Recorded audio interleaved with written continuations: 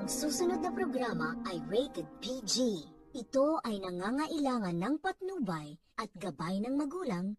Hello mga kapuso, magandang buhay pong muli sa inyong lahat at ako po ay magbibigay na naman po ng mga ganap dito po sa episode na Abot Kamay na Pangarap.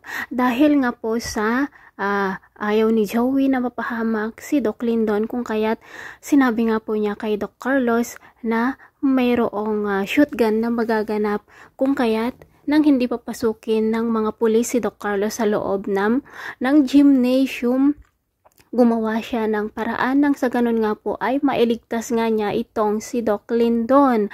At nang babarilin na nga ng shooter si Doc Lindon, ay si Doc Carlos po ang nabaril. Oo, isinakripisyo po ni Dr. Carlos ang kanyang buhay para lamang sa ganun nga po ay mailigtas itong si Doc Lindon. Kung kaya't talaga pong nag-alala ang mga tao kung saan po nanggaling ang putok na iyon, at umiiyak na nga po itong si Lynette dahil nga po nawala na po ng malay at nawala na po ng buhay itong si Dr. Carlos. At talaga namang pong napakasama itong si Moira at talaga namang pong magsisisi itong si Joey dahil alam po niya na siya ang tatay niya ay si Doc Carlos, kung kaya't naku po, magiging isang malaking kaguluhan kung bakit po nabaril si Doc Carlos at bakit po niya alam na mayroong shotgun na magaganap, at bakit nga po alam niya na may babaril dito kay Doc Lindon. Sana naman po makonsensya itong si Joey at sabihin kung sino ang may plano nito, kung sino ang may alam ng krimen na naganap.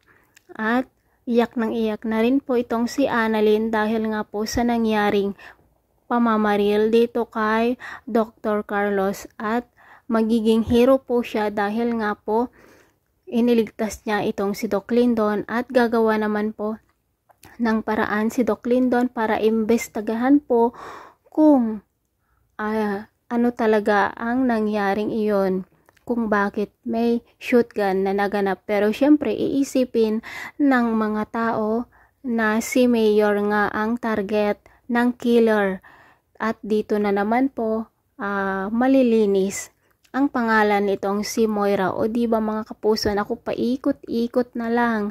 Diyos ko, bakit naman po ganito, mawawala na naman po si Doc Carlos sa eksena. Kawawa naman si Lynette. Hindi na niya nasabi ang tungkol dito kay Zoe dahil nga po maraming hadlang. Hindi na niya nasabi ang katotohanan.